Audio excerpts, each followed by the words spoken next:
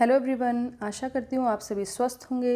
निरामया योग YouTube channel पर आपका एक बार फिर से स्वागत है। आज की इस वीडियो में हम ईशावास्योपनिषद पर चर्चा करेंगे। ईशावास्योपनिषद, इसका मुख्य विषय है कर्मनिष्ठा की अवधारणा, विद्या अविद्या की अवधारणा एवं आत्मभाव। तो आप देखते हैं कि कर्मनिष्ठा की अवधारणा एक विषय है और विद्या अविद्या, विद्या और अविद्या की अवधारणा बहुत इम्पोर्टेंट विषय है। इससे अक्सर एग्जाम में क्वेश्चन बनता है। अभी नवंबर में जो एग्ज़ाम हुआ था उसमें भी इससे रिलेटेड क्वेश्चन एग्ज़ाम में देखने को मिला था, तो आप इसे अच्छे से प्रिपेयर करिए। आगे देखते हैं ईशावास्योपनिषद। कुल उपनिषद की संख्या 108 है, जिसमें से कि मुख्य उपनिषद की संख्या 10 है। वही मुख्य उपनिषद, वही प्राचीन उपनिषद जो कि सिलेबस में ऐड है। तो वो इस प्रकार हैं। प्राचीन उपनिषद ईश केनकठ, प्रश्न, मुंडक, मांडुक्य, ऐत्रेय, तैत्रेय, छांदोग्य एवं बृहदारण्यक। इन उपनिषद से संबंधित वेद पिछली वीडियो में जो मैंने बताए थे, यदि आपने नहीं देखी है तो उसका लिंक डिस्क्रिप्शन में आपको मिलेगा। आप वहाँ पे जाके उस वीडियो को ज़रूर देखिए, क्योंकि एग्ज़ाम में क्वेश्चन बन भी सकता है और बनना भी चाहिए, क्योंकि कौन सा उपनिषद किस वेद से संबंधित है ये आपको जानकारी होनी चाहिए। तो चलिए ईशावास्योपनिषद के विषय में जानते हैं। ईशावास्योपनिषद उपनिषद श्रृंखला में दूसरी सबसे छोटी उपनिषद है एवं इसमें मंत्रों की संख्या है 18 मंत्रों की संख्या है। एवं यह उपनिषद शुक्ल यजुर्वेद के 40वें अध्याय से लिया गया है। शुक्ल यजुर्वेद का जो 40वां अध्याय है वह ईशावास्योपनिषद के रूप में जाना जाता है। तो इसका प्रथम मंत्र है ओम ईशावास्यमिदं सर्वं यत्किंच जगत्याम जगत तेन तक्तेन भुंजीथा माग्रधा कस्यास्विद धनम।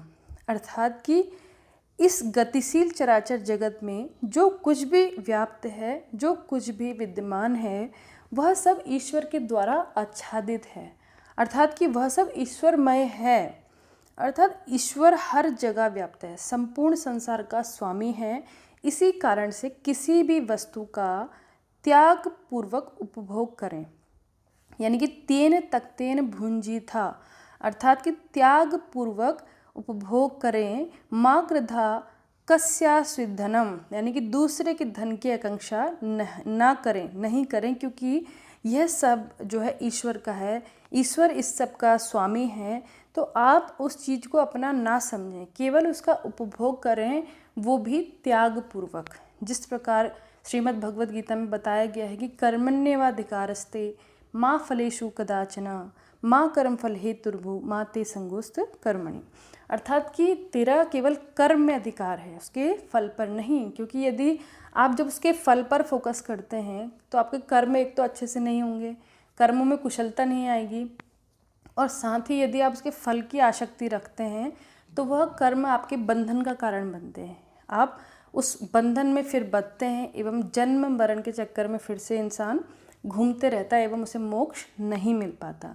तो ये संसार की चीज़ों पे आप अपना स्वामित्व मत समझें। ईश्वर केवल आपको उपभोग हेतु वो चीज़ प्रदान कर रहा है, उस पर कभी अहंकार ना करें, कभी अभिमान नहीं करें और उसको अपना ना समझें, केवल उसका उपभोग करें। और उपभोग भी कैसे करें? तेन तक्तेन भुंजित, यानी त्याग पूर्वक उपभोग करें। तो प्रथम श्लोक ही अपने आप में सब कुछ कह देता है, सब कुछ बता देता है। बहुत ही इम्पॉर्टेंट ये विषय है, बहुत गूढ़ विषय है, और हम इस विषय को पढ़ते हैं तो ये हमारा सौभाग्य है कि हमें ये उपनिषद, श्रीमद् भगवद गीता जैसे महान ग्रंथों को पढ़ने का एक मौका मिला है, और ये हमारे सिलेबस का भी विषय है, तो ये हमारे लिए सौभाग्य है। आगे ईशावास्योपनिषद का दूसरा श्लोक देखते हैं, जो कि कर्मनिष्ठा की अवधारणा सिलेबस में एक विषय जुड़ा हुआ है। तो उसमें ये श्लोक है कुर्वन्ने वेह कर्माणि जिजी विशेषतम समः एवं त्वयि नान्यतो अस्ति ना कर्म लिप्यते नरे। अर्थात कि कर्म को करते हुए, कर्म कैसे? निष्काम कर्म। यहाँ पर ये लिखा नहीं है, लेकिन यहाँ पे आपको याद रखना है कि कर्म तो करना है, लेकिन कैसा कर्म करना है? निष्काम कर्म करना है। निष्काम कर्म को करते हुए 100 वर्ष तक जीने की इच्छा करें। आपको जितना जीना वो इच्छा कर सकते हैं, लेकिन कैसे कर्म करते हुए? निष्काम कर्म, त्याग पूर्वक उपभोग करना है आपको। इस प्रकार मनुष्य शारीरिक कर्मों में लिप्त नहीं होता। इसके अतिरिक्त और कोई भी मार्ग नहीं है जो आपको मोक्ष दिला सके।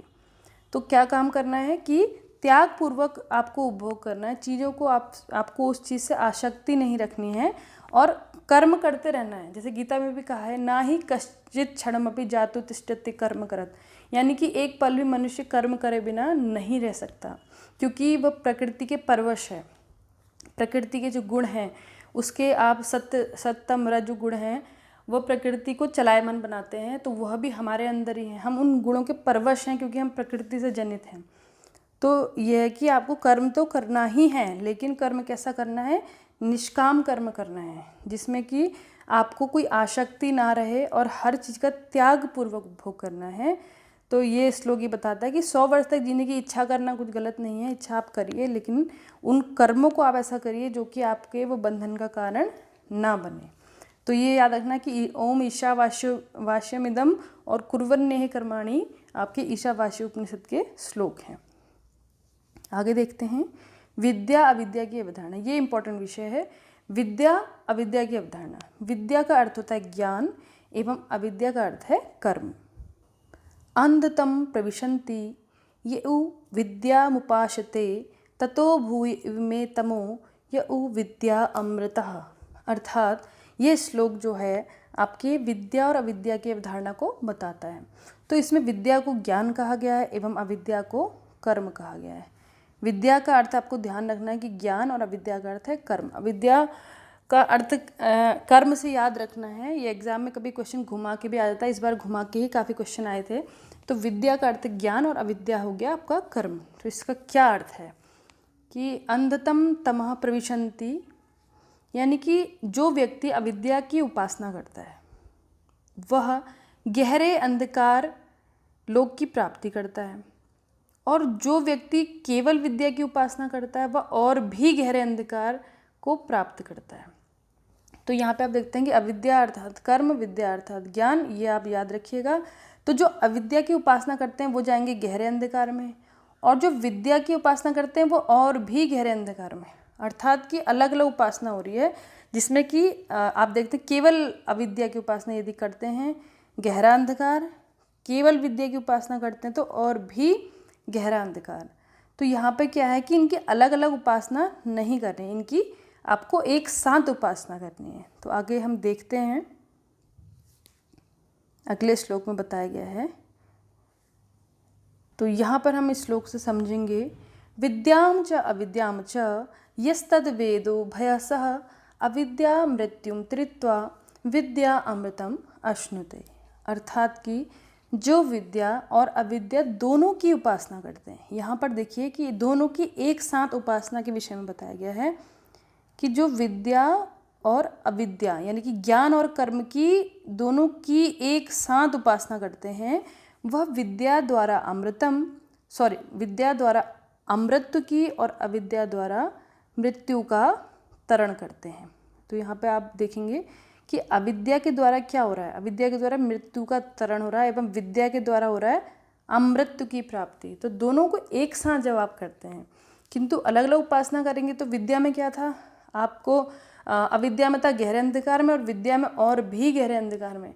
तो संयुक्त उपासना यदि आप करते हैं तो आप देखेंगे कि विद्या से आपको अमृत की प्राप्ति होगी और अविद्या से मृत्यु का तरण होगा। लेकिन एक साथ करने की बात कही गई यहाँ पे। अगर संयुक्त आता है तब और अलग अलग आता है तो आपको याद रखना है कि अगर केवल विद्या की उपासना है, अविद्या की उपासना है तो उसका फल अलग है, और दोनों की एक साथ उपासना करने पर इसका फल अलग है। तो यहाँ पर विद्या को संभूति के विषय में भी जाना गया है। जैसे आपके एग्जाम में अगर लिखा हुआ आ जाए कि संभूति, तो आपको उसमें कन्फ्यूजन नहीं है ना। संभूति विद्या को कहा गया है और अविद्या को कहा गया है असंभूति। इस प्रकार आपको याद रखना है कि संभूति से अमृत की प्राप्ति एवं असंभूति से मृत्यु का तरण, किंतु संयुक्त उपासना की स्थिति में विद्या ज्ञान, संभूति अविद्या कर्म और असंभूति, ये चीज़ें एक ही हैं लेकिन क्वेश्चन में अलग अलग नाम से भी आ जाएंगी। तो विद्या आपको याद रखना है, विद्या का अर्थ ज्ञान भी है, विद्या का अर्थ संभूति से भी लिया गया है, और अविद्या का अर्थ कर्म भी है, और अविद्या को असंभूति भी इस ईशावास्य उपनिषद के अनुसार कहा गया है। तो इस तरह से आपको याद रखना है, एग्ज़ाम पॉइंट ऑफ व्यू से इम्पोर्टेंट बन जाता है, क्योंकि अभी इस बार एग्ज़ाम में संभूति असंभूति नाम से ही क्वेश्चन बना था। थोड़ा सा कन्फ्यूज़न, अगर आपको नहीं पता होगा संभूति असंभूति तो आपको थोड़ा टफ रहेगा क्वेश्चन करने में। तो इस तरह से ईशावास्य उपनिषद के विषय में इतना ही, और बने रहिए इस चैनल के साथ। आगे अगले उपनिषद के साथ फिर मैं इसी चैनल पर लेके आऊँगी। तब तक आप अपनी प्रिपरेशन करते रहिए। Thank you.